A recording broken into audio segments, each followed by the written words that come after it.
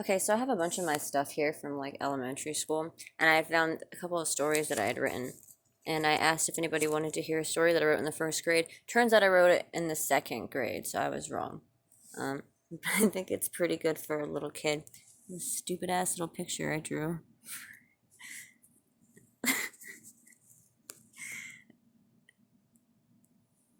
Look, it's me.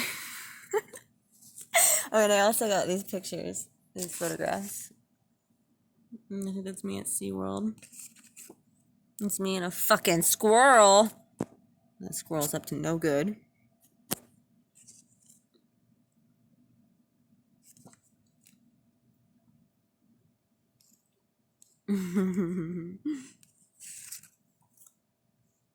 That one's me.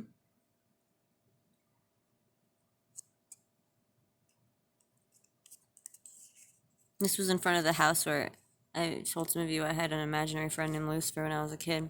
And the imaginary friend, when I was done with him, I guess I got too old for him. He went into a tree. It was at this house. Well, this is like in front of the house. That's me.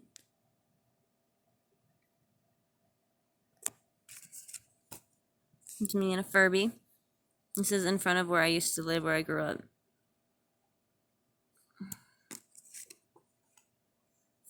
And that's the house again.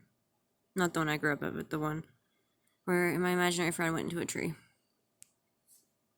And I don't like, okay, apparently there was like a misunderstanding. I've been telling people this story for a long time. I don't mean that he climbed into the tree. I mean that he like fused into the tree. Look at how tiny I was. Look at my little like underdeveloped hands. Oh my goodness.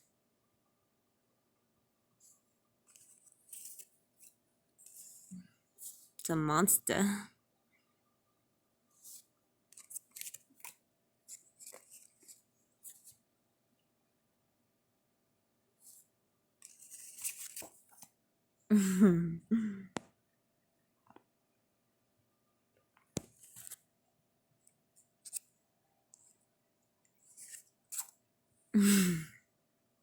Look at that face. Oh, I wish my camera would stop going out of focus. Look at it. Raw. And a raw.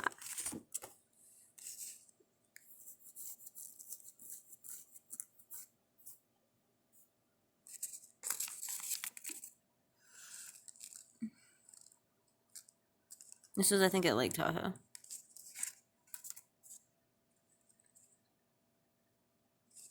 And that's my little sister. Or one of them.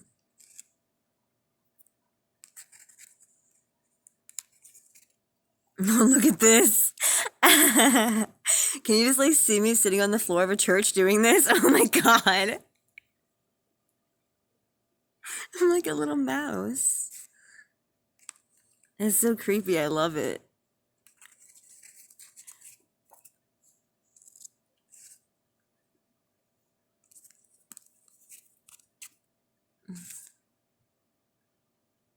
I was in Texas. I grew up in California, but I was born in Texas. And this was like, we went back to Texas for one of my birthdays, I think. I think in like 2005. No, that was when we moved back. I'm not sure what year this was. But we went back to Texas to visit. And I dressed up like a tourist because I was a tourist. And those boots got ruined because I was running around in the rain in them. Back in California, I got in trouble.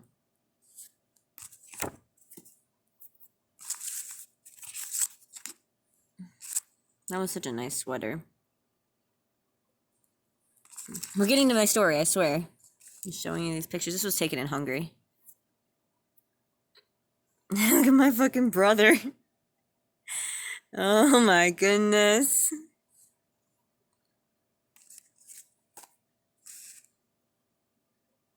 Marshmallows. Okay. Oh, there's one more. This was what I won an award in the first grade for my writing.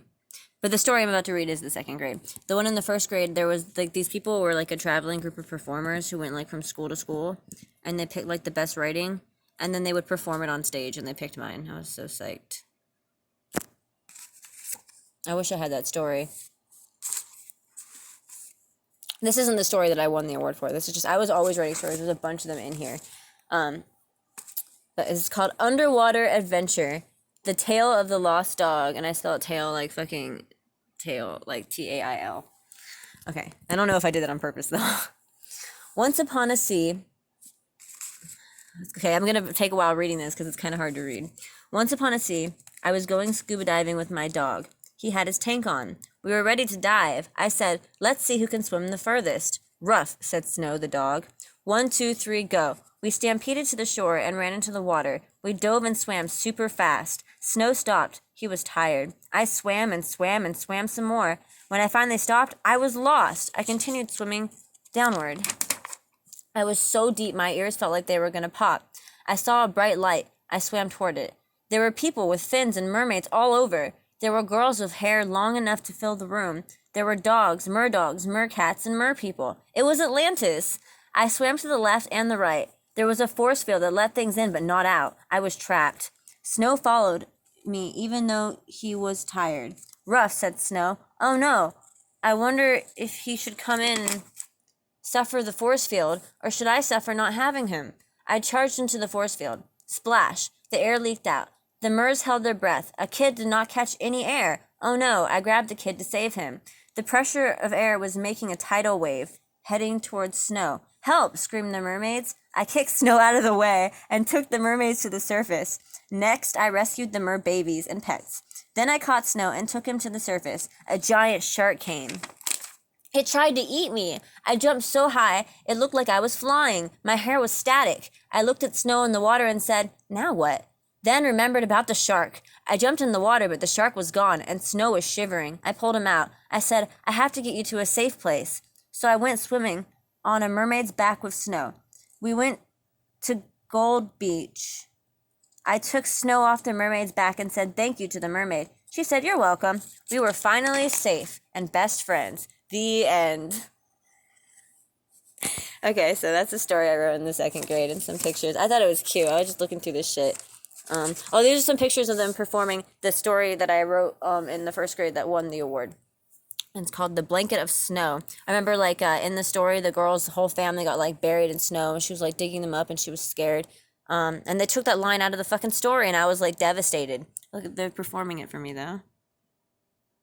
And then it sucks, because on the back, I wrote, I entered a contest of the imagination machine, and, I don't know, I scribbled it all out. I don't know why I did that. I don't know. Okay, so yeah, that was the story I wrote in the 2nd grade. It's kind of cute.